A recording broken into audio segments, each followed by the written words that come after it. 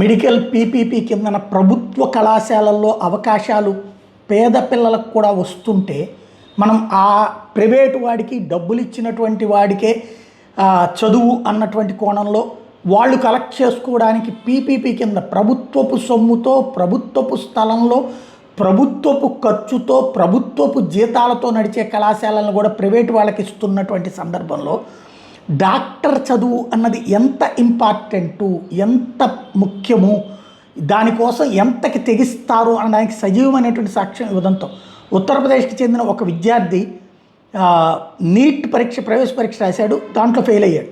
అయితే దివ్యాంగుల కోటాలో తేలిగ్గా సీటు పొందొచ్చని భావించి తన పాదాన్ని తనే నరుక్కున్నాడు.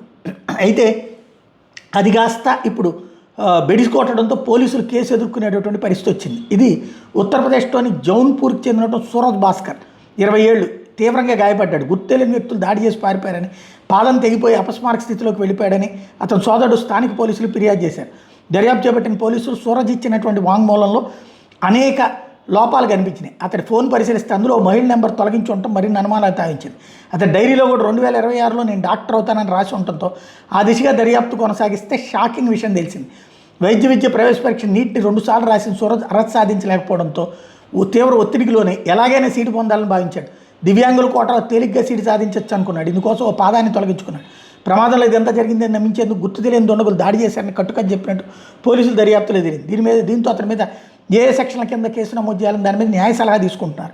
ప్రస్తుతం అతను ప్రైవేట్ ఆసుపత్రిలో చికిత్స పొందుతున్నాడు. అంటే మెడికల్ సీటు కోసం కాలే నరుక్కునేటంతటి ఫీలింగ్ ఉందంటే అర్థం చేసుకోవాలి.